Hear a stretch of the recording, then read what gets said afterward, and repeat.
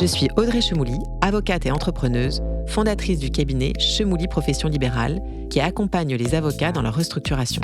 Vous écoutez le podcast Avocat Génération Entrepreneur. La mission de notre podcast, vous donner les clés pour entamer votre propre transformation. Notre promesse, des interviews sans filtre d'avocats innovants, créatifs et libres qui ont cassé les codes et réinventé le business model pour s'adapter au nouveau marché du droit. Des contenus inspirants, des conseils et des techniques concrètes pour vous aider à devenir un véritable avocat entrepreneur. Devenir influenceur dans sa matière, c'est s'imposer comme étant la référence. Mais à l'école d'avocat, on ne nous apprend pas à devenir la voix qui compte. On ne nous dit pas qu'il ne faut pas forcément parler de droit pour se faire entendre. On ne nous dit pas non plus que ça prend du temps, beaucoup de temps. Pourtant, à la fin, tu deviens incontournable. C'est cette ambition qui anime notre invité aujourd'hui. Construire un média, créer un cercle d'influence en droit, voilà le défi qu'elle relève. C'est rare d'entendre quelqu'un partager son parcours en plein milieu du chemin, souvent parce que les gens ont peur qu'on leur pique les idées. Elle sait que son parcours est unique, exigeant et qu'on ne le copie pas si facilement. C'est pourquoi je suis ravie d'accueillir dans ce nouvel épisode d'Avocat Génération Entrepreneur Nolwenn Leroux. Attends, parce que j'ai dit le roi la dernière fois, laisse tomber. Fondatrice du média Nolwenn News. Oui, parce que en fait, l'autre, elle est chanteuse. Donc toi, tu chantes pas. Non, vaut mieux pas. Non, vraiment pas. Ok, Nolwenn, tu connais notre première question. Toujours la même. Qui es-tu ? Quel est ton parcours ? Merci déjà pour l'invitation. Alors, moi, c'est Nolwenn Leroux. Et je suis avocate en droit de la famille depuis 20 ans au barreau de Paris. Mon parcours, il n'a rien de vraiment atypique, à part que j'ai déjà voulu me spécialiser en droit de la famille pendant mes études et que j'ai fait un DEA de droit de la famille à Lyon. A priori, il n'y en avait qu'un à ce moment-là. Parce que je savais déjà que c'était ça que je voulais faire. Le droit de la famille. Ouais, droit de la famille. Parce que moi, le droit pour le droit m'a toujours un peu emmerdée, en fait. Ouais. Et ce que j'aimais, c'était qu'il y avait toujours une histoire autour du droit de la famille. Voilà. Et que donc...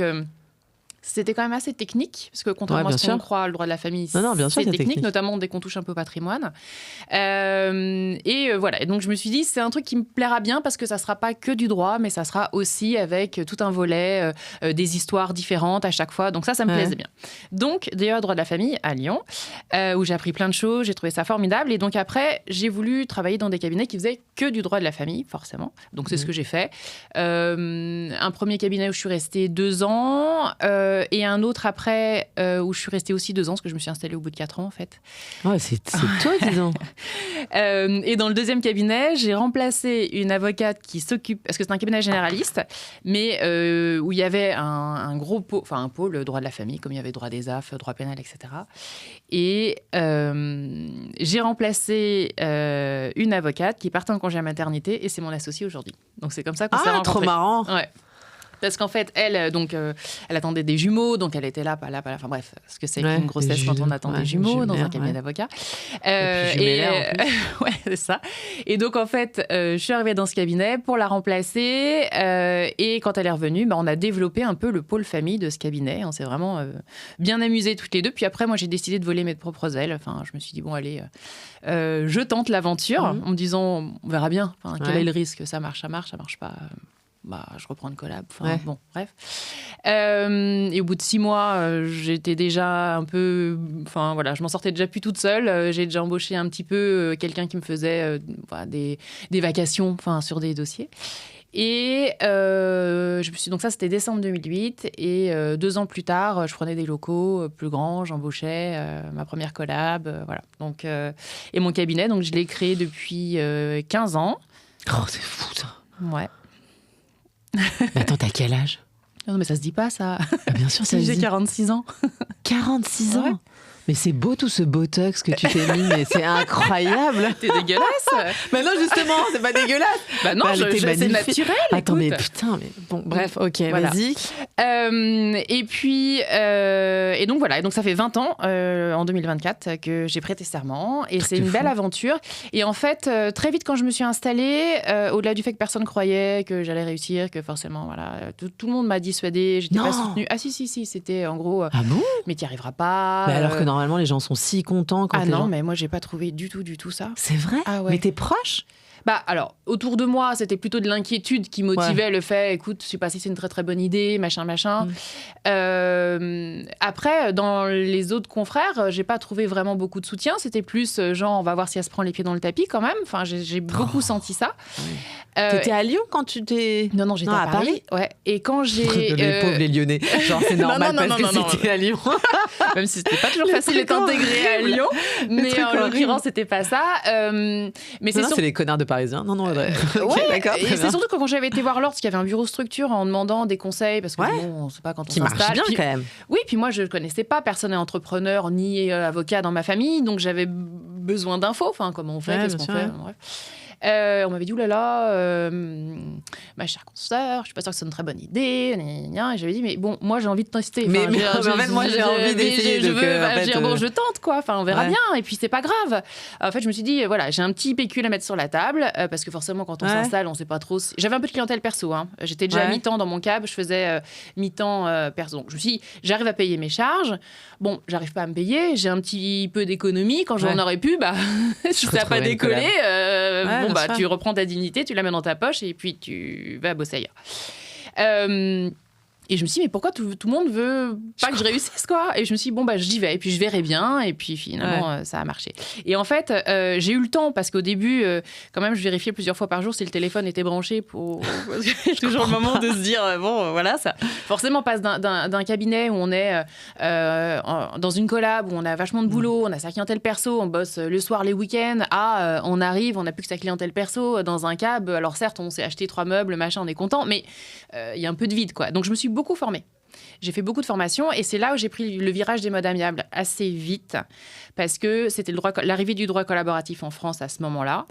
Je me suis dit, tiens, c'est pas mal parce que je commençais, moi, à voir tous les travers du contentieux en droit de la famille pas satisfaisant ni pour les avocats et surtout pas pour les clients parce qu'en fait, ça résout pas les problématiques familiales. On a une décision, mais ça résout rien derrière.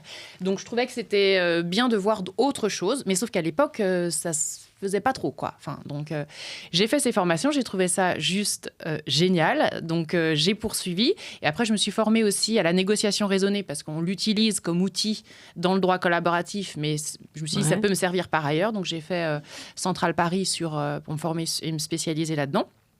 Et après, j'ai fait... parce que j'ai rencontré plein de gens formidables dans cette aventure, en fait. C'était nouveau, je pense qu'il y avait un certain engouement, mais il y avait plein de gens motivés. C'est comme au début d'une aventure, quoi. Donc, et je me tous tellement contents. Mais oui, on était... Parce qu'on sentait ça, en fait. Je pense que le barreau de famille, ça faisait longtemps qu'ils se rendaient compte qu'il y avait des limites au contentieux, sauf que on n'avait pas forcément les clés pour faire bouger les lignes. Et là, c'est arrivé, et ça, c'était assez chouette. Et donc, du coup, après, on m'a donné l'opportunité de devenir formatrice au droit collaboratif. Ce que j'ai fait avec grand bonheur, parce que là, pour le coup, c'est pareil, on apprend énormément de choses. Alors là, c'est une nouvelle posture, c'est devenir formateur. Mais formateur au sens où on partageait une pratique. Donc, c'était des retours d'expérience. On n'était pas là pour délivrer une connaissance. C'était pas des cours de fac. C'était vraiment partager un petit peu l'expérience qu'on avait, le pas de côté qu'il fallait faire, tout ça. Donc ça, c'était franchement super, super chouette.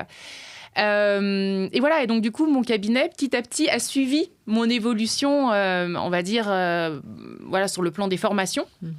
Parce que j'ai un cabinet qui a pris le virage des modes amiables et aujourd'hui, je fais quasiment que de l'amiable. C'est-à-dire que j'ai un cabinet en droit de la famille, tout le droit de la famille, mais en tout cas pour les dossiers les plus compliqués, le gros de l'activité qui est la séparation, pas que des gens mariés d'ailleurs, on a pris le virage vraiment des modes amiables et on fait quasiment plus de contentieux. Ah oui.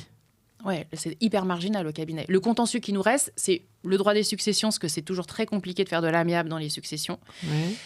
Parce qu'il y a plein de parties en présence, donc il y a déjà compliqué. Beaucoup, qu'il y a des enjeux financiers, que c'est souvent des blessures hyper anciennes qui se rouvrent, donc ça serait génial de pouvoir en faire, mais c'est extrêmement compliqué. Et que les juges ont tendance à renvoyer en médiation, mais c'est parfois trop enquisté pour que ça se débloque. Mais bon, on essaye, mais on n'y arrive pas toujours. Donc c'est pour ça que le contentieux, il se focalise là. Et mon associé qui adore tout ce qui est succession, régime mat, elle, c'est son dada. Donc les successions, voilà, ça tombe bien. Et puis là où c'est un peu plus compliqué aussi, même si on y arrive, mais c'est sur le volet autorité parentale, la séparation des personnes non mariées, où il y a juste les modalités relatives aux enfants. Parce que c'est tellement facile de saisir le juge, d'avoir une décision. Alors, facile, attention avec les délais de la justice, mais C'est une audience. Donc, c'est pas comme un divorce où ça dure longtemps et des années. Là, en une audience, ça peut être réglé. Bon, pas toujours, il peut y avoir des renvois, etc., etc. Mais ça peut être réglé facilement. Donc, les gens font moins l'effort, quand il n'y a que ça à régler, de se dire on va se mettre autour d'une table. Et parfois, du coup aussi, parce que le conflit est vraiment là, la question des enfants cristallise tout le ressenti, toutes les tensions. Donc, c'est plus compliqué. Mais sinon, pour tout le reste, notamment les dossiers de séparation où il y a des enjeux patrimoniaux, les enfants, etc., on arrive vraiment bien à faire de l'amiable. Du moment que les gens regardent dans la même direction, qu'ils ont envie de s'en sortir par le haut, même si c'est compliqué, conflictuel, on y arrive. Et ça, c'est chouette. Alors moi, la raison pour laquelle je t'ai invitée, c'est parce que j'ai été complètement passionnée par la nouvelle aventure, enfin en tous les cas le nouvel challenge, je sais pas comment on dit, que tu t'es fixé, de créer un média. Donc je reprends un peu le fil de l'histoire. Je travaille avec Alexis Debord et Mathieu Bouillon à des formations et sur un certain nombre de sujets autour des avocats. Et Mathieu, que j'adore et que j'embrasse. D'ailleurs, j'adore Alexis et que j'embrasse aussi. Mais bref. Ne fais pas de jaloux. Voilà, je ne vais pas faire de jaloux, je ne suis pas sûre, mais bon. Et du coup...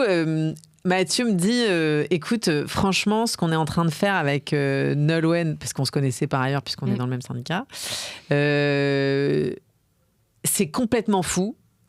Je te jure, non mais je te jure, le mec est jamais emballé par personne. Et non, mais c'est incroyable. Et il me dit, je te jure, c'est complètement fou. Faut absolument que tu en parles avec elle parce que on est en train de monter un média en fait. Et alors, c'est vrai que moi, ça m'a parlé parce que d'avoir des cercles d'influence... Alors, un média, Avocat Génération Entrepreneur, on peut pas vraiment... Enfin, je peux dire que c'est un média. Oui, c'est un média, c'est-à-dire, oui, après, bon, tu vois, ça a l'aura que ça a, c'est pas non plus extraordinaire, mais bon, voilà. Mais du coup, si tu veux, en tous les cas, l'idée, quand on a monté avec Charlotte, de se dire, on va construire... nos réputations, notre cercle d'influence autour de quelque chose qui était un pas de côté par rapport à nos deux activités, donc qui rentrait quand même dans nos deux activités, mais qui était quand même un pas de côté. C'était un truc qui me parlait vachement. Et donc là, je me suis rendu compte que tu t'es lancé dans un truc, mais titanesque. Oui, un peu, oui. Ah, mais titanesque. Et donc, c'est pour ça que je t'ai invitée. Tu peux juste... Alors... On va évidemment aller jusqu'au bout du bout de ce que tu veux faire, mais tu peux me raconter c'est quoi l'origine de ce truc-là, qui s'appelle Nolwenn News, on peut le dire. Nolwenn News.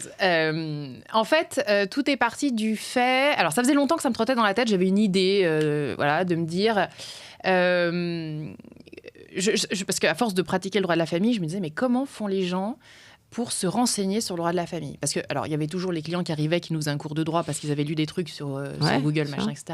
Mais il y avait aussi beaucoup de conneries, beaucoup de choses. Bon, je me disais, mais comment ils font, en fait?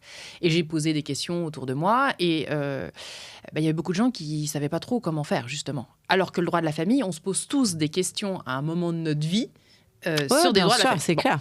Donc ça me trottait dans la tête. J'avais ça en me disant, tiens, c'est quand même... Enfin, moi, je me dis, quand je tapais des trucs sur Google, parce que parfois, je l'utilise aussi. Bien sûr. Je tombais sur Légifrance ou Service Public. Je me disais, mais il y a plein d'infos. Mais quand on n'a pas fait de droit, c'est quand même un peu... Bon, puis j'avais ça dans le coin de ma tête. Et puis c'est tout, j'en faisais rien. Je me disais, un jour, il faudra que je fasse quelque chose. Mais bon, voilà. Et puis, je commençais à fatiguer un peu, moi, dans le cadre de mon activité... professionnelle. Je n'étais pas encore aux 20 ans d'activité, mais j'y arrivais gentiment. Et je commençais à avoir le poids un peu alors de mon métier. Le poids des années, c'est ça? Non, pas le poids des années, mais le poids de l'activité. Parce qu'en fait, ce qui fait la beauté du droit de la famille, c'est l'humain, c'est le fait justement que chaque dossier est différent, chaque histoire est différente. Mais on baigne dans le conflit des gens.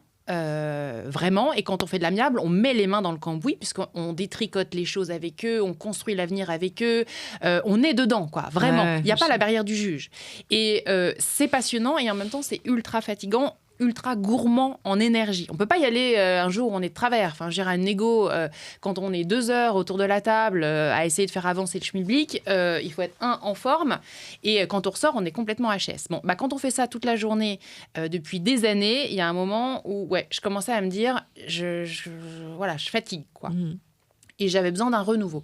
Et franchement, j'étais au point de me dire, je vais arrêter la profession, je vais faire autre chose, carrément autre chose, n'importe quoi, un club de plongée aux Seychelles, n'importe quoi, un resto, n'importe quoi.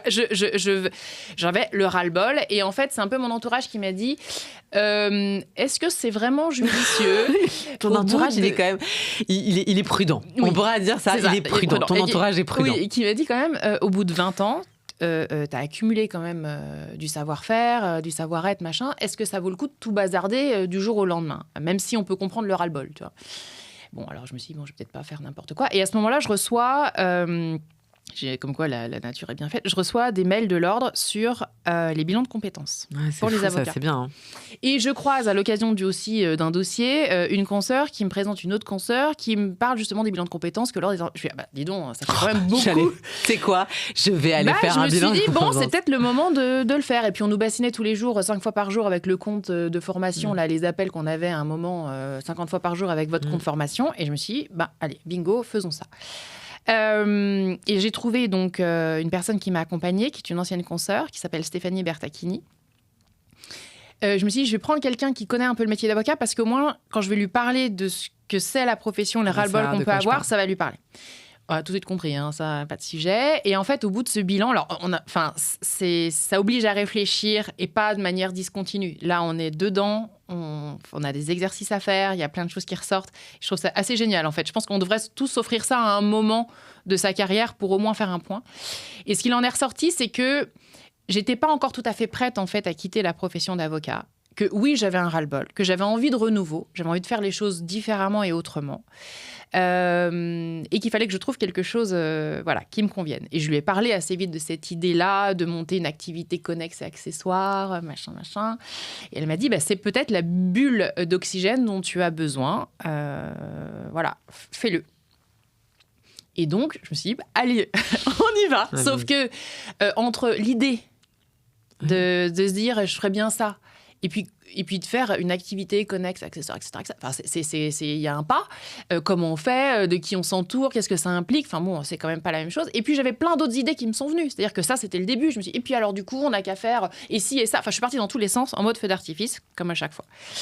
Et je me suis dit, là, j'ai besoin quand même d'être un peu cadrée, un peu accompagnée. J'ai présenté mon projet à l'incubateur du barreau de Paris, qui l'a rejeté, mais j'ai pas eu d'explication, donc c'est un peu frustrant, parce qu'à la limite qu'on puisse me dire pour telle et telle raison c'est non, ça aurait été plus constructif que non, que rien. Oui. Bon, super. Et je me suis dit, c'est pas grave, je vais me faire accompagner du coup par moi-même, je vais m'offrir ça. Et donc c'est là où j'ai contacté Alexis, parce que je l'avais vu, il avait fait toute une série de formations justement sur l'avocat entrepreneur. Et puis quand il l'avait fait, ils avaient proposé justement un accompagnement. Bon, moi j'ai eu des soucis familiaux à ce moment-là qui collaient pas, donc je me suis dit, je ferai ça plus tard, mais j'avais gardé ses coordonnées. Ouais, là on est en train de faire d'ailleurs une session de formation avocat entrepreneur. Voilà, c'était un peu. Donc c'était toute une série et que j'avais faite. Et j'avais trouvé ça assez génial. Ouais. Et donc je me suis dit, je l'ai contacté. Alors au début, il était un peu sceptique en se disant, là, part dans tous les sens, la fille. On l'a perdu. Ouh là là, ça, voilà. Mais il m'a dit, ok, en fait, il faut qu'on parte. Faut prendre les choses par un bout et puis on va dérouler gentiment les choses, mais il faut commencer par quelque chose parce que là, sinon, ça va être n'importe quoi. Et c'est donc, parce que ça, c'était début 2024, donc là, début de l'année. On s'y est mis. On a bossé, on s'est dit on va commencer par quelque chose parce qu'en fait, moi j'ai plein d'autres idées, on en parlera peut-être après, mais sur la suite. Mais en fait, on voulait déjà tester ce que moi je pensais être vrai, c'est-à-dire que les gens avaient un besoin d'information en droit de la famille et qu'ils allaient consommer cette information-là et que oui, ça allait les intéresser. Parce qu'en fait, moi j'étais persuadée de ça, qu'il y avait un besoin, mais en fait, c'était... Toi et ton conviction, quoi. C'était mon intuition, mais j'étais pas sûre de ça. Et on s'est dit, avant de monter tout un truc avec des strates derrière, on va déjà vérifier ça. Et donc, Alexis me dit, on va commencer par ça, on va créer un média. Alors, on a fait plein d'exercices avec Mathieu qui animait tout ça. Enfin bon, ça, c'était assez génial. Et on s'est dit, on va lancer un média. Tu peux m'expliquer un peu les exercices que vous avez fait? En fait, on s'est enfermé pendant... c'est le design sprint. Oui, voilà. Tu peux m'expliquer ce que c'est qu'un design sprint? On l'a fait pour la deuxième partie, mais c'est un peu la même idée. C'est en fait de partir d'une idée. Et en fait, à chaque fois, tu fais des exercices pour t'assurer que ton idée colle à un persona, enfin, je dirais à des besoins qui sont... Voilà. Et puis après, tu vas chercher des idées pour justement, en créativité pure et dure. Tu vas essayer de faire diverger tout ça pour pas te freiner dans ta... Et genre, tu peux me donner un exemple? C'est possible que tu me donnes un exemple ou pas? Faudrait que je te le donne plus sur le deuxième, là, parce que c'est tout frais dans ma tête. Là, ça remonte à avril. Non, mais donc... sur le deuxième, sur le deuxième, c'est-à-dire... Bon, alors tu préfères m'expliquer le design sprint après? Sur le deuxième. Et donc, du coup, quand on a fait ça, on s'est dit, on va faire des contenus, mais on s'interdit rien dans les contenus, parce qu'on va pas créer juste un site, tu vois, avec des contenus écrits. On va faire mais fais pas cette tête-là, parce que moi, je suis en train de faire ça. Ne fais pas cette tête-là. Mais moi, c'est ce que je pensais au départ. J'avais pas du tout l'idée d'un média. On allait être sur tous les réseaux, parce que du coup, parce qu'on est sur tous les réseaux sociaux. Non, mais quand on a commencé dans le cadre de la créativité, parce qu'il y avait Juliette de Leganov qui bosse avec Alexis, qui était là, qui elle passe sa vie sur les réseaux, qui est beaucoup plus jeune que moi, et qui te lance plein d'idées parce qu'elle te parle de trucs, tu sais même pas que ça existe, parce que tu ne consommes pas les réseaux sociaux de ça. Pour moi, les réseaux sociaux, c'était Facebook, Insta, où t'as les copains qui te balancent 3 trucs, et puis t'es abonné à 2-3 machins qui te plaisent, les recettes de cuisine, je sais pas moi, quoi. Je suis que des recettes de cuisine. Enfin bon, tu vois des trucs où tu... Lignac, et mon ami. Mais donc, je consommais pas les réseaux sociaux autrement que ça. Donc, quand elle commence à me parler de TikTok, moi, TikTok, j'avais pas un super a priori. Enfin, si, j'avais un TikTok, mais j'ai fait 3 chorés pendant le confinement dessus. Mais moi, j'avais pas fait ça. Et je me suis dit, comment on va utiliser ça en médias? Elle me dit, mais attends, mais les gens aujourd'hui vont chercher de l'information sur TikTok. Il faut être présent sur TikTok. Tu ne peux pas faire l'impasse d'eux, etc., etc. Bon.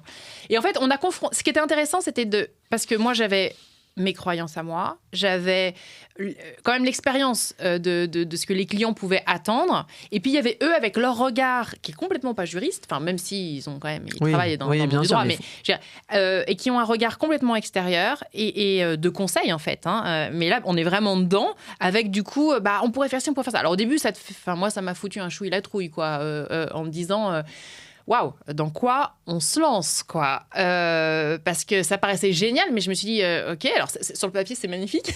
Maintenant, faut passer le cap. Comment on met tout ça en œuvre? Qu'est-ce que ça implique? Et puis, alors la partie écrite me faisait pas spécialement peur, parce que bon, c'est un peu ne pas... Enfin, je veux dire, écrire des trucs et des machins, je le faisais déjà pour mon site internet. L'écrit, c'est quand même, moi, quelque chose qui est assez confortable. Quand on a commencé à parler des vidéos, ouais, parce que ça, c'est un sujet quand même. Voilà, et que j'ai compris que ce serait moi qui incarnerais le bazar. Parce que l'idée... En fait, je ne sais plus comment on en est venu à là, mais c'était... le droit de la famille, ça a besoin d'être personnifié. S'il y a des liens, il y a quelque chose qui est très intuitif et personnel. Donc, il faut que ce soit quelqu'un qui l'incarne. Voilà, que ce soit incarné. Donc, OK. Et puis, on s'est dit, bon, alors, pourquoi Nolwenn News déjà? C'était parce que on trouvait que l'idée qu'il y a un prénom, justement, voilà. Alors, il y a plein de marques qui prennent des prénoms. Marie, les petits plats, les machins, les trucs. Et on s'est dit, on va pas créer un prénom alors que le mien est Nolwenn, complètement atypique et que mes parents, a priori, sont assez foulés pour le trouver, celui-là. Bon. Donc du coup, et puis je sais plus comment on est venu à Nolwenn News parce que c'était assez drôle, assez gimmick, assez machin, etc. Donc, du coup, nous voilà partis là-dedans. On dit, donc, c'est toi qui vas incarner. Alors là, j'ai eu le moment de solitude de me dire, moi, des vidéos, des machins, mais je déteste ça, même dans ma vie perso, j'aime pas être filmée, j'aime pas ces trucs-là. Je me suis dit, mais ça va être va falloir que je me fasse violence, quoi. Ouais. Et puis, en fait, ça se fait parce que tu as une équipe bienveillante qui est autour de toi et tu te laisses entourer. Et donc, du coup, les premières, on les a tournées vraiment avec le truc lumière, tu vois, le prompteur, on avait tout préparé avant. Et puis tu te sens, si ça va pas, tu refais. Il y a une prise, 2 prises, 3 prises. Donc, du coup, au démarrage, tes vidéos, tu les scriptes, donc. Oui. Alors, toutes tes vidéos, tu les scriptes? Alors, toutes les premières qu'on a faites, on les a scriptées. Ouais. Parce que déjà, c'est des formats courts, c'est 1 minute, 1 minute 30 grand max. Donc, réussir à parler d'un sujet de droit en 1 minute, 1 minute 30, c'est vraiment un exercice, c'est un challenge. Parce que vulgariser le droit, ça a l'air de rien, mais on parle souvent de notions qui sont, rien que les termes sont un peu abrupts, difficiles parfois à expliquer, et il faut réussir à le faire en un format extrêmement court. Donc toi, ça te demande quand même la préparation. C'est toujours le cas aujourd'hui ? Alors, on en fait des plus spontanés parce qu'on a décidé de tester plein de choses, en fait. C'est-à-dire qu'au départ, on est parti sur des choses qui étaient on formate, on teste, on voit, parce qu'on ne savait pas du tout. Et puis après, on s'est dit, on va essayer des choses un peu plus informelles pour pouvoir rebondir plus vite, parce qu'en fait, sinon, la production, entre le moment où tu tournes, le moment où c'est monté, le moment où on le publie, ça demande vachement de temps. Enfin, vachement de temps, je m'entends, mais sur un sujet d'actualité, tu ne peux pas prendre 15 jours, 3 semaines. Donc, il fallait qu'on ait des choses un peu plus spontanées. Et puis aussi de voir, parce que TikTok, c'est aussi des choses où les gens se filment, tu vois, avec leur téléphone, et ça marche aussi. Donc, il fallait voir est-ce que les gens étaient très attachés à un format formaté ou pas. J'ai pas forcément la réponse encore à l'heure actuelle. A priori, les vidéos formatées et montées correspondent plus au code TikTok, donc oui, elles marchent plus, voilà. Mais c'est pas toujours le cas. Parfois, c'est le thème qui fait la différence. Enfin, là, j'en ai fait une sur la gestation pour autrui. Elle a bien fonctionné, alors que je l'ai fait. Je me suis filmée avec mon téléphone chez moi, quoi. Et il retravaille l'image après que tu te sois filmé Moi, je le fais parce que j'ai un petit logiciel de montage. Ah oui, c'est ça. Donc, tu le travailles toute seule, quoi. Ouais. Mais par contre, je me suis rendu compte que quand je scriptais pas un minimum, après, tu parles... En fait, c'est pas une minute que tu fais un truc, tu parles pendant 2 heures, quoi. Donc en fait, OK. Donc, si on peut reprendre quand même des conseils, si on peut quand même prendre des conseils, tu mets un chrono devant toi? Non. Par contre, moi, je travaille avec l'intelligence artificielle. Donc, quand je lui demande un script TikTok, il sait que le format, il est court. Donc, parce que tu les fais scripter par l'intelligence artificielle? Je travaille avec de l'IA, ouais. Pour tous mes contenus. On va reprendre ça. Pour tous mes contenus. Parce que sinon, je suis toute seule, en fait, à faire tous les contenus du média, là. Ouais, bien sûr. Bah oui, j'imagine. Ouais.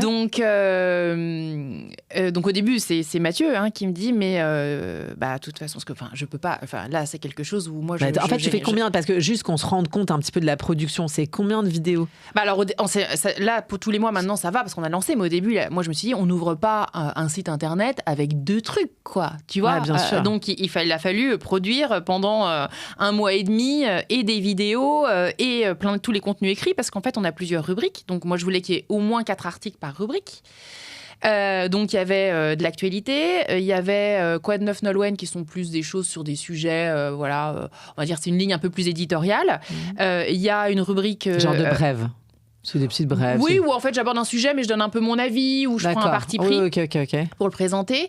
Il y a une rubrique fiche pratique, donc là on est vraiment sur du très précis, sur un sujet bien précis, mais il y a aussi des infographies. Et puis il y a une rubrique popcorn. C'est une rubrique, on savait pas trop comment l'intituler, mais finalement on part d'un film, d'une chanson, mais ça pourrait être d'une pub, ça pourrait être de n'importe quoi. J'en extrais une idée et par rapport à ça, après je parle d'un fait. Par exemple, j'ai pris Elle a fait un bébé toute seule de Jean-Jacques Goldman pour parler de la PMA solo. Ah ouais, ok. Voilà. Donc, et je voulais qu'il y ait dans chaque rubrique un peu de matière. Donc ça m'a demandé du temps. J'imagine. 4 rubriques. Ouais. Et après, on en a une autre qu'on a ouverte, mais là, qui est que en vidéo, c'est vu de l'intérieur, où là, c'est des interviews de tous les professionnels de la famille qui interviennent. Parce que l'idée, en fait, du média, quand même, avant qu'on rentre dans la tambouille... c'est vrai, parce que là, on est complètement parti, ok. L'idée, c'est quand même de donner de l'accès au droit, c'est-à-dire vraiment de faire en sorte que... les gens puissent trouver de l'information fiable sur le droit de la famille selon leur degré d'appétence pour le sujet. C'est-à-dire que quand tu es sur TikTok, clairement, c'est des trucs d'1 minute, 1 minute 30. C'est juste parce que c'est dans ton fil d'actualité ou ça t'intéresse et tu veux regarder un truc, bref. La personne qui est déjà par exemple, dans un process de séparation, elle veut avoir un truc hyper pratico-pratique, donc, ou alors une vue générale, une infographie, ou alors une fiche pratique sur le sujet parce qu'elle est dedans.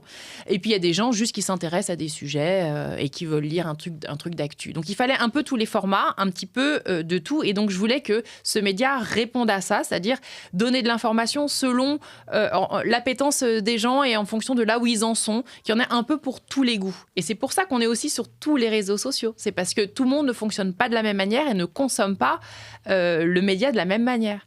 Ceux qui sont sur Facebook ne sont pas forcément sur Insta, ceux qui sont sur Insta ne sont pas forcément sur TikTok, etc., etc. Et il y en a qui font que du YouTube et pas... Bon, voilà. Il fallait que, donc, du coup, chacun puisse trouver son compte avec de l'écrit, des vidéos, etc., etc. Et on a même fait une des interviews en podcast. On l'a mis sur Spotify parce qu'on s'est dit que ça pouvait s'écouter facilement. Donc, il y avait une volonté d'accès au droit. qui était très forte. Et moi, mon autre objectif là-dedans, c'est de valoriser les professionnels de la famille. Parce que toutes les personnes qui gravitent autour de la famille, que ce soit des avocats, les notaires, les médiateurs, toutes les professions qui s'investissent autour des familles, c'est des gens hyper investis en réalité, dont le rôle est souvent méconnu.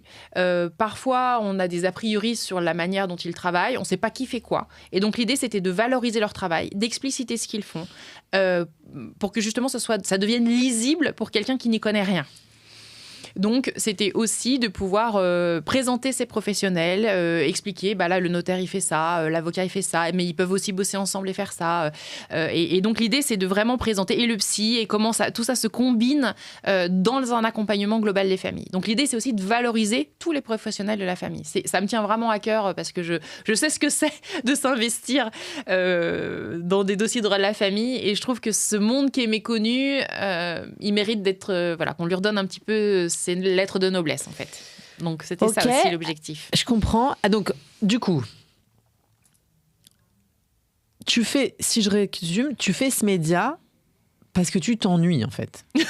non, mais juste... Oui, c'est-à-dire que c'est parti de là. Enfin, tu te dis, il y a quelque chose qu'il faut que je change dans ma façon d'exercer. Et donc, j'ai plein d'idées. Il y a quelque chose qu'il faut que je change dans ma façon d'exercer. Et une des façons, ce que je pourrais faire, ça serait d'apporter d'une manière ou d'une autre de la valeur aux contribuables, aux citoyens. Aux justiciables, pardon. Ouais, contribuables, c'est de mon côté. Les gens disent justiciables, ça va, t'as raison. Les affairistes, tu sais, on se refait pas. Donc, le justiciable, on lui apporte de la valeur. Et je remets en valeur, pour le coup, ma profession ou les professionnels qui travaillent à l'intérieur de la famille, au centre de la famille. OK. Tu te dis, j'ai plein d'idées. Du coup, peut-être qu'il faut que je recentre un peu ça, ou en tous les cas, que je me fasse accompagner. Tu vas voir Alex qui te présente son écosystème. Et là, vous décidez de mettre au point un média. Et donc, qui dit média dit distribution sur tous les canaux et tous les réseaux sociaux, plus une chaîne YouTube. Ouais. Ce truc s'appelle Nolwenn News. En plus, il y a un site internet sur lequel il y a de l'écrit, puisque tu produis des articles avec une idée d'édito, des articles et des fiches pratiques et des... et des infographies. Une angoisse. Non mais c'est un média. Vas-y. Non mais c'est un média. Non mais Nolwenn, c'est un média. Je comprends bien. Tu aurais pu commencer tu vois, pour nous dire. Oui, bien sûr. J'aurais pu commencer petit, mais je sais. Petit, mais ça nous aurait moins foutu le seum, comme diraient les enfants, mais c'est pas grave. Et du coup, donc fiche pratique, je reprends, infographie, article et brève, comme tu disais. Ok. Et juste, au-delà du fait que c'était au départ. J'imagine une envie, comme on a dit, de remettre en valeur, d'aider le justiciable et toi peut-être de te sortir un peu de ton truc. C'est quand même énorme comme projet pour... c'est une... Je veux dire, c'était une aspiration, c'était genre un appel. En fait, j'ai pas forcément mesuré l'ampleur. Ah oui, c'est ça quand même, au démarrage. Après, on y prend assez goût. Je trouve ça assez passionnant de faire partager mon métier, ma matière aux gens de différentes manières. J'apprends énormément. Ça m'oblige aussi à découvrir la manière de parler simple, clair, de faire passer des messages. Le message étant de pouvoir expliquer les choses. Alors moi, je le fais quand j'avais des clients en face de moi. Oui, on le fait tous. Mais là, de pouvoir se dire, je le fais pour tout le monde, je mets ça à plat. C'est aussi, ça me plaît énormément. Mais c'est aussi parce que ce projet-là, c'était une grosse zone de test pour moi. C'est-à-dire qu'avant de me lancer dans la suite de mes projets, puisque je n'en suis pas, pas terminé, je voulais d'abord être sûre que ça plairait. Parce que et pour ça, il fallait qu'on teste plein de trucs. Et donc, le média, c'était le meilleur moyen de tester plein de trucs. Sûr. De toute façon, le média, c'est le meilleur. Enfin, la vérité, c'est que ça prend du temps. Peut-être que tu vas nous en parler. Ouais. Mais en fait, si tu veux tester plein de formats, savoir ce qui fonctionne pas, tirer des enseignements. Parce qu'en fait, c'est pas le tout de penser qu'une recette s'applique, tu vois, systématiquement et que ce que tu penses, ça va fonctionner derrière. Enfin, on sait bien que ça fonctionne pas comme ça. Et que j'avais besoin, moi, et c'est ce qu'on s'est dit aussi avec toute la team, là, la Magic Team, il faut qu'on teste. Et on s'interdit pas grand-chose, à part qu'on reste dans la ligne éditoriale de ce qu'on a décidé de créer, mais on teste, on voit. Et on en tire les enseignements un petit peu plus tard pour voir est-ce que c'est un beat total ou pas. Et en fait, ça n'est pas un beat total. Par contre, moi, j'ai découvert qu'effectivement, là où ça fonctionnait, c'est TikTok. On a plus d'1 600 000 vues de toutes les vidéos qu'on a mis depuis mi-juin. Donc, tu vois, fait pas beaucoup de mois parce que là, on est en octobre. Donc, c'est énorme. Ouais, c'est énorme, bien sûr. Ouais. Que j'aurais jamais misé là-dessus. Mais le fait est que les gens, et quand je dis les gens, c'est pas que les jeunes, parce que quand on regarde les stats de qui... parce qu'on le voit sur TikTok, parce que c'est la vie privée, tout ça, ça n'existe pas. Bon, bref. Donc, tu vois les statistiques des gens et des profils. Moi, je pensais que ça serait très, très jeune. En fait, pas du tout. Enfin, la moyenne d'âge des vidéos TikTok, ça dépend des sujets, mais en gros, c'est quand même autour de 35-40 ans. Et ça peut monter jusqu'à 55 ans sans problème. Il y a toutes les générations, en fait, sur TikTok. Moi, c'est pas ma façon de consommer. Le droit. Mais le fait est qu'aujourd'hui, les gens vont chercher l'information sur TikTok. Après, ils vont peut-être creuser derrière, parce qu'ils vont tomber... Mais consommer, chercher de l'info, aujourd'hui, c'est plus Google, quoi.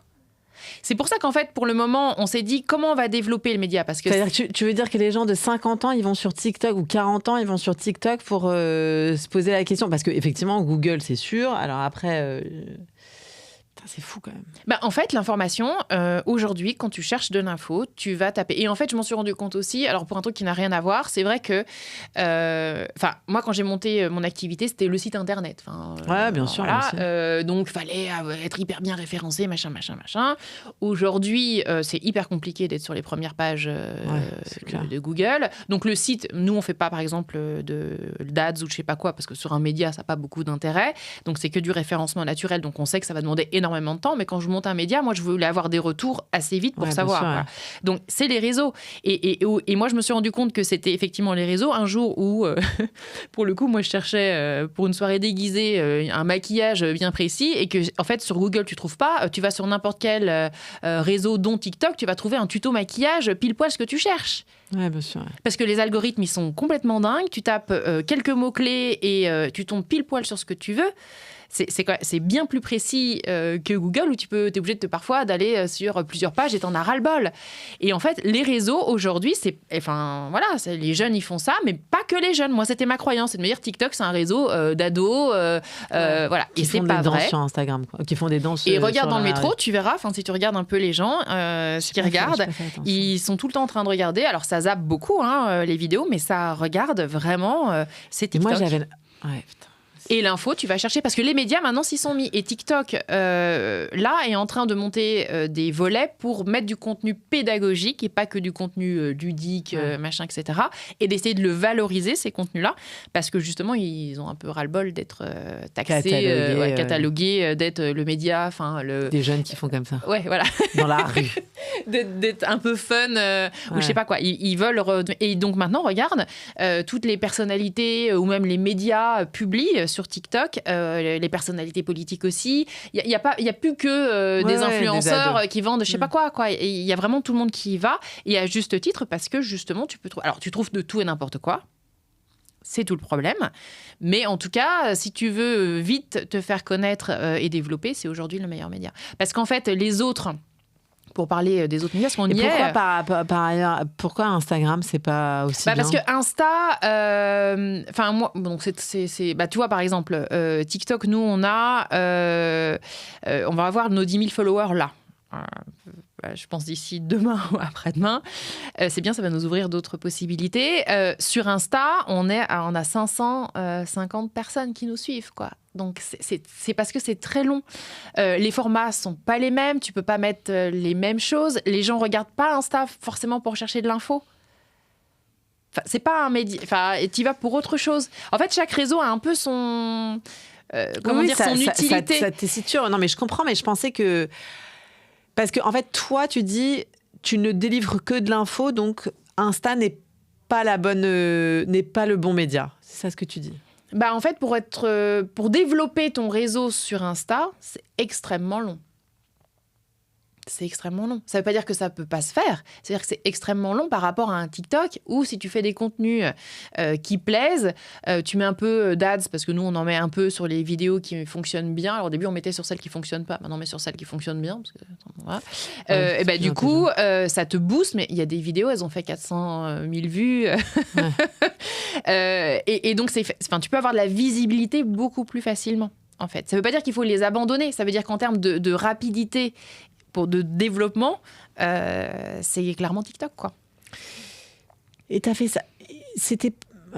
Le but de ce truc-là, c'est d'avoir plus de clients, de te faire connaître plus. C'est quoi le truc? Alors non, vraiment. Moi, c'était pour... parce que, on n'a pas le droit, normalement, de lier nos activités accessoires avec notre cam. Oui, règle déontologique. Okay. Non, mais bon. Ouais. Donc, ce qui est complètement aberrant, on pourra en reparler dans tes questions qui fâchent. Parce que ça, il y a quand même un truc que je comprends pas. C'est-à-dire que moi, j'ai pas le droit, mais un confrère qui aura pas envie de mettre un blog, qui a envie de faire un lien vers Nolwenn News pour dire vous trouvez des infos sur machin, il peut le faire. N'importe quoi. Passons. Non, moi, l'idée, c'était voir ça. Maintenant que je sais que les gens, en fait, consomment du droit de la famille et ont une appétence pour ça, pour de l'information, etc., je me dis que je vais pouvoir m'en servir comme support et aussi parce que j'ai pris de l'avance du coup, parce que je crée une communauté autour du droit de la famille pour pouvoir moi aller sur mes projets, mes step 2, en tout cas mon step 2. On peut en parler du step 2 ou le step 2, pour le moment on est en plein dedans. Ouais, l'esquisser. On est en plein dedans parce que l'idée c'est d'aller vers... Là tu vas me parler du design sprint. Oui. D'accord. Là, on est en train d'essayer d'envisager comment on pourra accompagner des personnes qui se séparent en 360 degrés. Oh, okay. C'est-à-dire qu'on arrête... Parce qu'en fait, moi, je me fais toujours la réflexion, c'est que, je le constate, hein, les gens qui viennent nous voir quand ils sont dans une phase de séparation, ils sont dans un tourbillon émotionnel, leur monde s'écroule, y a tout qui se barre en sucette, sur le plan professionnel, ils sont fragilisés aussi, il faut déconstruire pour reconstruire, enfin, ils sont quand même voilà, sûr, ils sont dans une zone compliquée, et on commence à leur dire, alors moi, je vous explique, je vais gérer que la partie juridique, et puis alors vous allez aller voir un tel pour je sais pas quoi, et je sais pas quoi, on leur saucissonne tout, ils sont complètement déjà noyés, dépassés, et personne ne les prend par la main pour leur dire dans quel ordre ils doivent faire les choses, qui doivent aller voir, est-ce qu'ils ont ça sous la main, tu vois, complètement dépassés et c'est dans une zone où ils sont, en fait, c'est pas qu'ils sont pas intelligents, c'est qu'ils sont en état régressif parce qu'ils sont submergés par leurs émotions, ce qui est normal. Et donc moi l'idée c'est de me dire ça, faut qu'on arrête. Enfin, on a tous à cœur de faire bien, mais en fait, personne ne sait par quel... Enfin, eux, en tout cas, les gens ne savent pas par quel bout prendre les choses.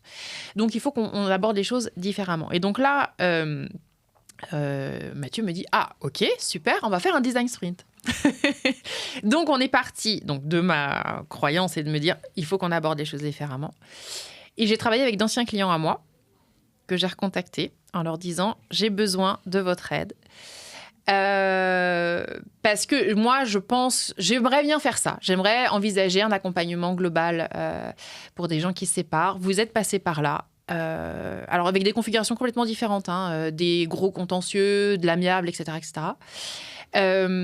Pour pouvoir avoir votre retour. Qu'est-ce qui vous a manqué, etc. Qu'est-ce que vous auriez aimé, comment... Donc, bosser avec eux. C'est hyper riche d'enseignement. Et ça nous a permis, après, de pouvoir... faire cet exercice où on s'est enfermé 3 jours pour essayer de faire justement... Je l'ai vu après ça, moi. Le mec était à ramasser.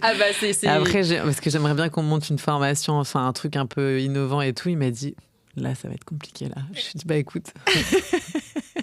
Et en fait, l'idée, c'est justement, donc on part des besoins qu'on identifie, des idées qu'on peut avoir pour solutionner. Mais on s'interdit rien. On est dans l'hypercréativité, donc on diverge. Puis après, on reconverge.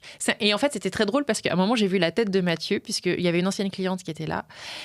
Parce que les clients étaient là avec toi ? En visio. Ouais, en visio. Et donc, elle avait fait un processus collaboratif avec moi et elle dit, voilà, donc par rapport au processus collaboratif, et là, je vois donc, Mathieu qui regarde en disant, il ne savait pas ce que c'était. Et je dis, on va peut-être expliquer en 2 mots ce que c'est. Et donc, j'explique le droit collaboratif, c'est dans le cadre, c'est un mode amiable de résolution des différends où on part des besoins des parties. Après, on leur explique juridiquement et par rapport à leur situation tout ce qu'il est possible de faire. On est dans la créativité, puis après, on converge vers des offres. Et là, je vois Mathieu qui me regarde, qui me dit, mais en fait, c'est la même chose que le design sprint, mais appliqué différemment. Et je dis, bien sûr, parce qu'en fait, c'est des modes de fonctionnement. Voilà, c'est appliqué là à une gestion de projet, enfin, une émergence de projet. Mais en fait, dans le cadre des accords, on fait aussi ces méthodos-là, en fait. En réalité. J'étais dans le bain. Donc c'était très drôle parce qu'en fait, voilà, on n'était pas dépaysés. Et moi, en fait, au début, quand il m'a dit on va faire un design sprint, je me suis dit qu'est-ce que c'est que ce truc-là? Puis je me suis dit bon, allez, laisse-toi porter, on verra bien, joue le jeu. Non, mais bon, enfin, je veux dire, il faut découvrir aussi d'autres choses. Et puis, si on se lance dans un monde qu'on connaît pas, il faut aussi accepter de faire ce pas de côté. Et en fait, j'étais pas dépaysée parce que oui, les exercices étaient différents. Oui, bien sûr. Parce qu'à un moment, il faut dessiner des trucs. Alors moi, je suis quand même pas hyper douée en dessin. Enfin là, c'est comme la chanson, tu vois, c'est pas trop mes qualités premières. Donc bon, mais il faut dessiner. Il faut aller chercher des idées sur ce que les autres ont pu faire, tu vois. Donc, il y a des moments, tu te dis, bon, mais c'est très, très moche que je dessine. Obligé d'expliquer que là, ce que tu as dessiné, ce que c'est, parce que c'est un peu comme les enfants, c'est pas évident, tu vois. Mais Monsieur Patate. Voilà. Mais en fait, à la fin du truc, tu as créé un proto. Alors, certes, sur du papier, qu'après tu vas... voilà, là, on a fait un proto et on est en phase de test, pour le coup. Toujours avec d'anciens clients, pour faire tester notre proto, pour voir si ce qu'on a créé, imaginé, on est dans les clous, pas dans les clous, et après on verra quand on développe. Donc là, si tu veux, on est encore dans cette phase de... on n'est pas encore dans la mise en œuvre, quoi. Je pense que ça sera 2025 pour ça. Ouais, déjà, oui, je comprends. Mais enfin, bon, faut dire que tu as commencé qu'il y a 6 mois, quoi. Oui, alors...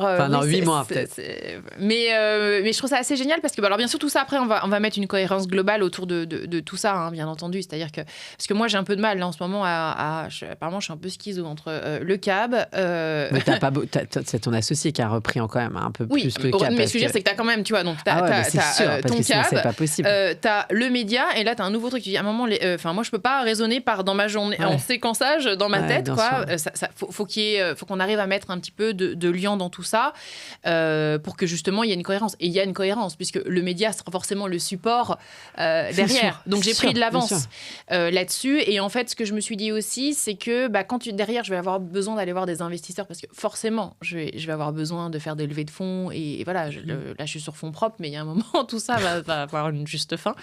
C'est bien d'avoir montré déjà que tu as mis en place des choses, que tu... bien sûr, mais c'est évident. Et tu as créé et que ça fonctionne. Et en fait, ça fonctionne vis-à-vis donc des justiciables parce que, bien sûr, j'ai demandé à plein de personnes très différentes de me faire des retours, des personnes qui étaient de la partie, des personnes qui connaissaient rien, pour justement avoir... Voilà. Parce que je voulais aussi avoir l'aval de mes pairs, c'était important. Oui. Bien sûr. Que je sais pas les confrères. Est-ce que tout le monde a besoin de ça, mais oui, je comprends. Mais parce que je voulais qu'ils puissent se recommander en disant, bah oui, à leurs clients, s'ils avaient besoin sur des sujets, en disant, écoutez, moi là, lisez ça ou allez voir ça, vous allez vite comprendre. Ils puissent se retourner en ayant confiance. Bien sûr, dans le rendu de ce que tu faisais dans le fond. Voilà, exactement. Donc, je voulais avoir les deux, je l'ai eu, bon, ça, super. Et donc, j'enrichis, pour répondre à ta question il y a quelques minutes, j'enrichis ça régulièrement. J'essaye, parce qu'on a fait une newsletter aussi, donc il faut qu'il y ait quelque chose à mettre sur la newsletter qui change tous les mois, tu vois. Donc, j'essaye de faire une bonne dizaine de contenus tous les mois, hors vidéo, parce que là, les vidéos, on en a plein d'avance, en fait. On a fait plein de tournages, on a profité, tu vois, de... D'accord. Et tu vas les sortir Ouais, on les sort assez régulièrement. Je crois que c'est tous les 2 jours. Tous les 2 jours? Ouais. On en a une 30aine, là, d'avance. T'en as tourné combien avant de... Écoute, je sais plus combien on en a tourné. On en a tourné une bonne 30aine aussi. Ouais, on va être... Donc, en fait, t'en sors 2 par semaine, hein. L'idée, c'est d'en avoir à peu près 10 par mois, qui sortent, qu'on publie. Donc, et c'est pas les mêmes formes. Et tu vas parce qu'il y a celles qu'on a tournées et il y a celles que moi je rajoute parce que je tourne en par ailleurs. Tu vois, je l'ai dit toute seule. Donc et ça a besoin d'être scripté. Non, attends, je reprends. Ça a besoin d'être sous-titré.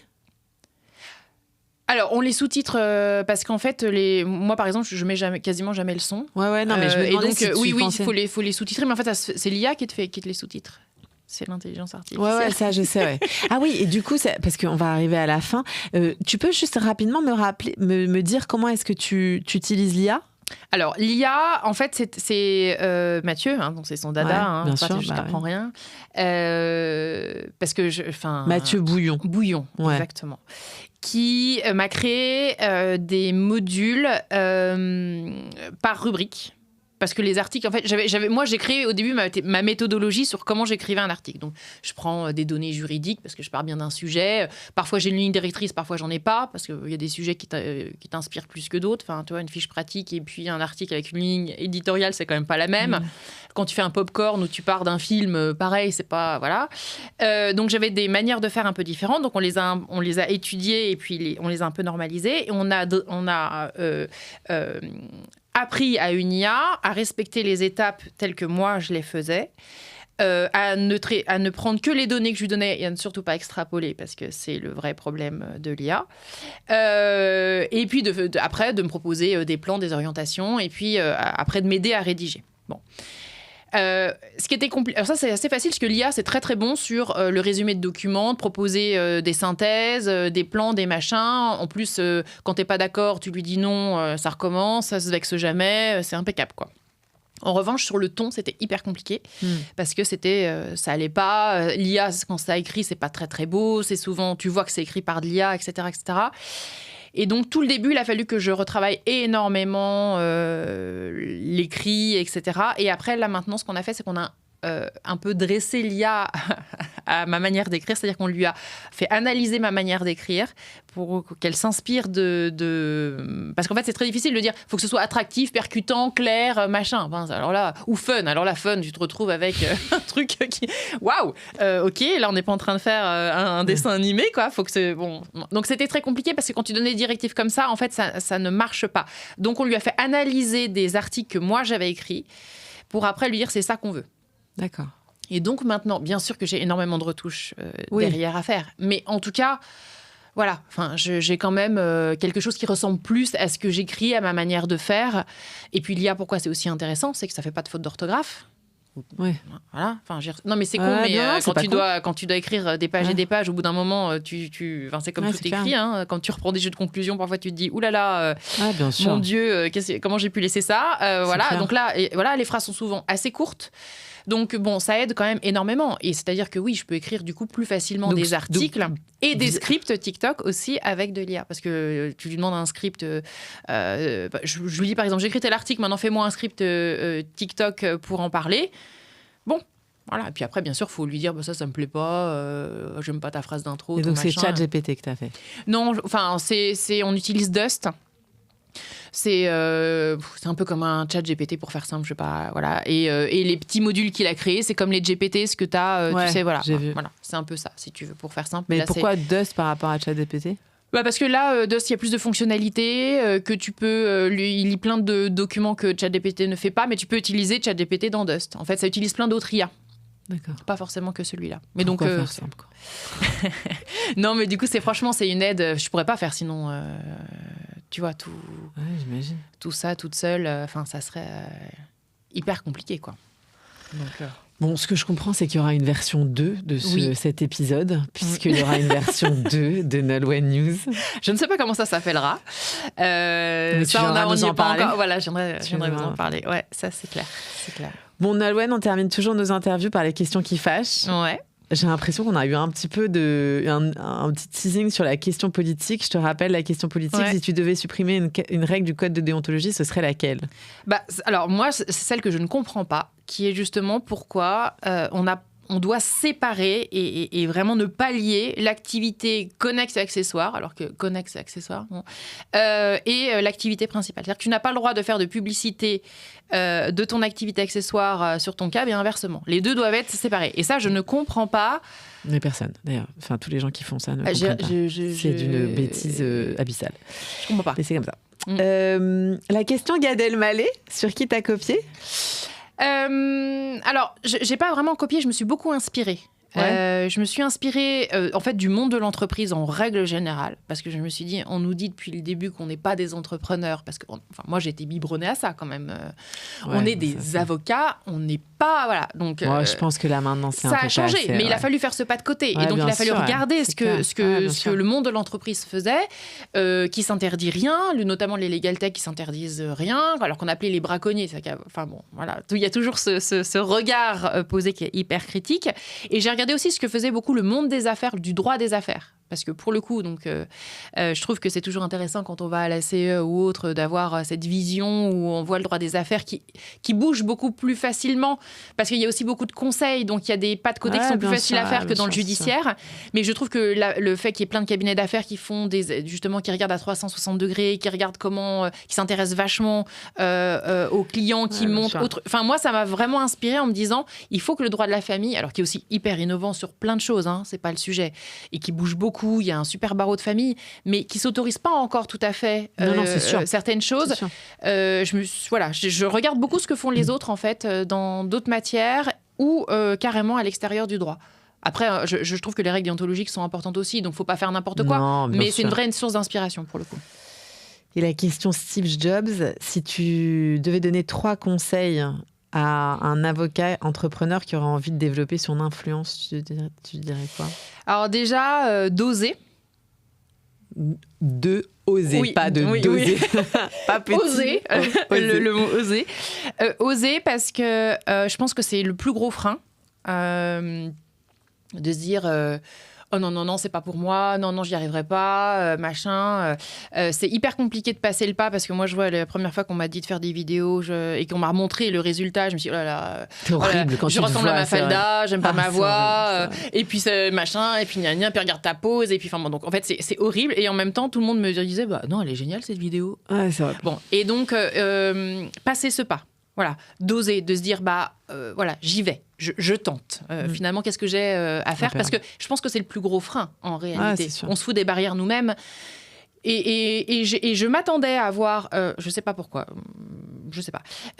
avoir énormément de critiques sur ce que je dis, ce que je fais, sur TikTok notamment. J'ai 0 critique de ça. Alors, il y a plein de commentaires sur le fond de la vidéo, avec ça plaît pas, les gens qui se répondent entre eux, qui font des retours d'expérience, mais j'ai pas eu des tais-toi ma pauvre fille, j'aime pas ta tête, ou je sais pas quoi. On m'a plutôt dit, oh, j'adore votre coiffure, ou je sais pas quoi, ou j'ai mis un ton haut pour des trucs complètement improbables, mais comme quoi, faut pas se dire qu'il y a des choses qui vont pas aller.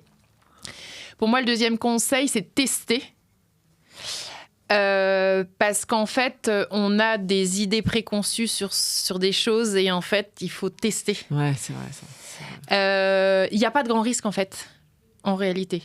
À tester des choses. J'ai reçu j'ai fait un petit tunnel famille, donc j'ai invité Michel Dayan pour la sortie de son livre parce que j'ai trouvé que c'est extraordinaire comme truc.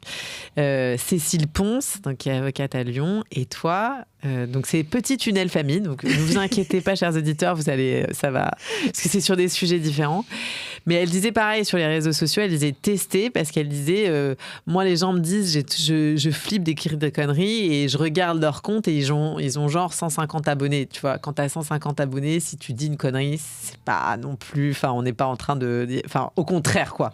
Teste à ce moment-là et au contraire. Et on est surpris parce que moi il y a des contenus, j'aurais pas mis un copec dessus en me disant ça va fonctionner, et c'est ceux qui ont plus fonctionné. Enfin, moi, juste quand j'ai posté la première fois sur TikTok, on a mis quand même pareil plusieurs vidéos d'un coup parce que tu ouvres pas avec une vidéo. Et il y en avait, pour en prendre 2, il y en avait une sur l'adultère et une sur le droit des grands-parents, droit de visite des grands-parents. Celle qui a le plus fonctionné, c'est le droit de visite des grands-parents. Mais elle s'est envolée, celle-là. Elle est partie dans... Mais j'aurais pas misé dessus. Je me suis dit, sur TikTok, faut que ça soit un peu machin. C'est le truc sur l'adultère, quoi. Oui. Et bah non, c'est le droit des grands-parents. Et elle a cartonné. Et on a eu un problème technique. On l'a republié parce qu'il y a eu le son qui a été coupé. Enfin, bref, peu importe.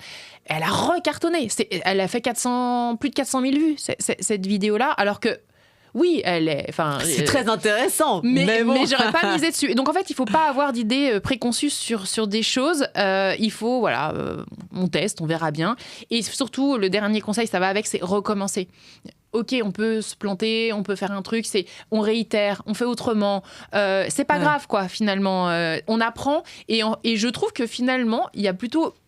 Ça dépend évidemment si on a fait n'importe quoi, mais il y a plutôt assez de bienveillance sur. Il y a des commentaires, etc. Mais on n'a pas vraiment des choses où on se prend un retour de bâton terrible, sauf à avoir fait quelque chose, je sais pas, complètement déplacé. Mais en réalité, je trouve que c'est plutôt enrichissant. Puis on apprend plein de choses, on rencontre plein de gens merveilleux. Donc moi, je trouve ça chouette, en fait. Bon, merci, ça sera le mot de la fin. Merci beaucoup. Merci à toi, Audrey. Ce podcast a pour ambition de réveiller l'avocat entrepreneur qui sommeille en vous. Alors si vous avez envie d'oser, contactez-nous, nous vous accompagnerons dans votre projet. Si vous voulez nous suivre et nous soutenir, abonnez-vous au podcast Génération Avocat Entrepreneur, disponible sur l'ensemble des plateformes d'écoute. N'hésitez pas à le noter 5 étoiles et à en parler autour de vous. Vous pouvez nous retrouver sur nos réseaux sociaux, Charlotte Hugon, fondatrice de Votre Bien Dévoué, et Audrey Chemouli, fondatrice de Chemouli, profession libérale. À très vite pour un nouvel épisode de Génération Avocat Entrepreneur.